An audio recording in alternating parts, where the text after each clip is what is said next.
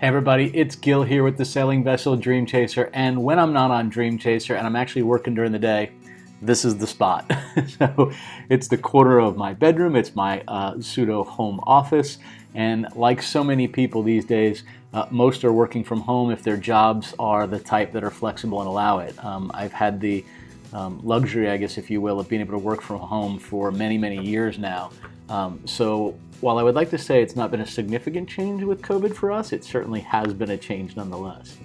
So in this week's video, we are going to cover something that I found pretty interesting. When we moved into this house, one of the things that we ran into was a lot of shrubs and bushes that were completely overgrown. And we really needed to trim them back down so that they looked more like shrubs and not small trees.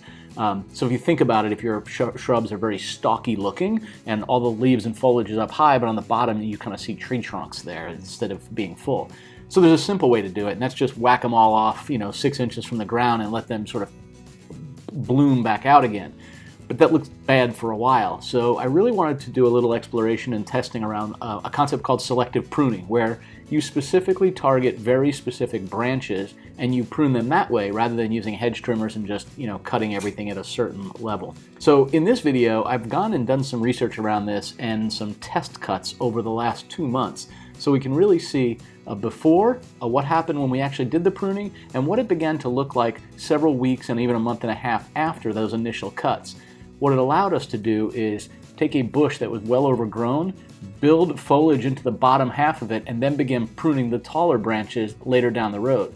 So it essentially doesn't look any worse than it does at this exact moment when you start this process. I hope you guys find this helpful. It helped me, and like most things that I tend to do, whether it's an experiment for the boat, it's an electronic experiment, or even this, I want to try out the results, see what they are before I sort of invest the time to do it with the rest of, my items. Right? In this case, it's my bushes, shrubs, and trees.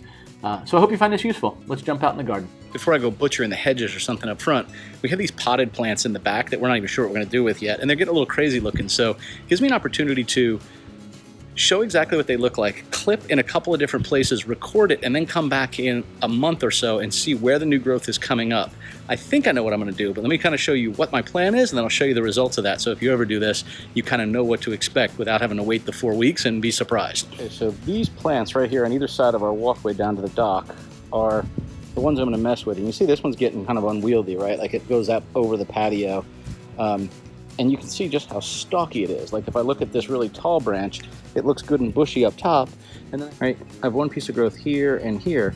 I really don't want that giant stocky piece. So I'm gonna find a section that's fairly new growth and just see how well this works. Let me show you the section I'm kind of considering here. I don't know if you can see this. This is the single stalk we have. And if you look, I can see a lot of new growth right on the top. If you take a look at this, you can see how this is a tree branch sort of going up. It's nice and new growth. It looks like it was cut here at some point. All this is grown out of that top section.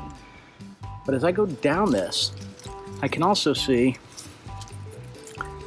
right here on this stalk, I have this new growth. But what I'm going to attempt to do is trim this just above this new growth to see if I can spur that to sprout out as a branch to the side, which ideally would make this more bushy. So you can see here it is 4 weeks later, and if I go back to that same branch, you can see where I've cut it off and just how much growth has come out of that little spot just below the cut. I'm going to do the same thing with this really long stalk here. See, it's going to be tough to show you, but all of this light colored growth in here is all coming off of this. Look, you can see there's like a new tree branch growth right here. So I'm going to cut just above the top one of these in hopes to spur a lot of that growth in that area.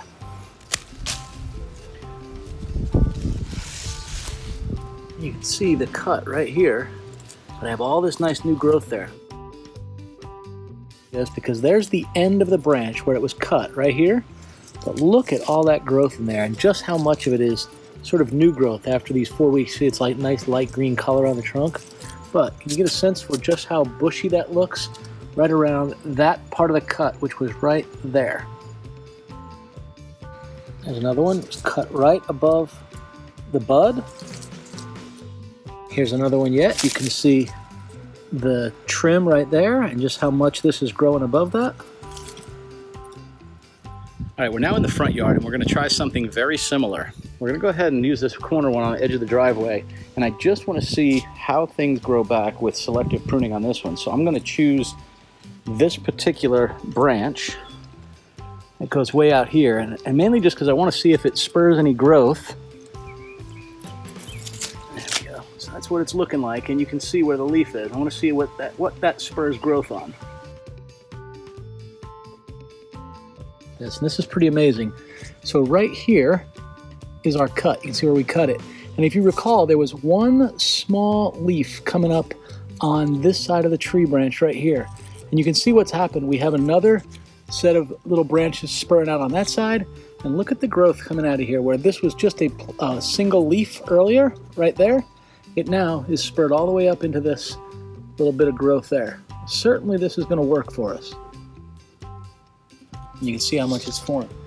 Just the other day, I cut right up here, and I chose that spot because I had two small bud areas, and I suspect that as this forms over, these will begin to grow more. And it's been very consistent in a few different spots. For example, from selectively pruning, I pruned here, and you can see just how much this one has sprouted up from that prune. Carrying it up a little further, we can see this in a few different areas. I did the same thing right here, and we can see how both of these are growing up a little bit more, and it looks like right below this one I cut just 3 days ago, I'm already starting to see buds here. Well, my goal is to thicken this plant up by selectively pruning it. We're now going to do something very similar all the way over by the neighbor's yard. And we want to do something also here to see if we can spur growth. Let's try this one instead, right? I'm going to do this one right by these leaves. So it comes off of this main trunk here, and then we'll clip here and see what happens. All right, so it's been 4 weeks later. We're going to check out the one we cut right here. And if you recall, it was right here. And I thought it would spur some more growth on these leaves. Not a ton. We have a nice little stalk coming off here, another new growth, but not a significant amount there. Here, so I'm going to move some of these out of the way so you can see it. You can see this fairly large stalk coming up right here. This one was kind of wild. I didn't want it to be a big branch kind of growing out to the side here. So I went ahead and cut this off right, look at this. I cut it off right in that area. You can see the face of it about 3 weeks ago. And I did it just up the branch from where there was a couple of small buds coming out of it. And look at what we already have forming here. We've got this one, this, and that all coming off of that spot. So definitely the way to fill in the plant, if you will. I suppose each different kind of shrub reacts a little differently to this. Those that you can see kind of behind me there, they don't quite spur as much growth right above a budding area of the branch when it's pruned at that spot, like the other two variations do that I showed you. Well, I hope you found this video on selective pruning fairly helpful.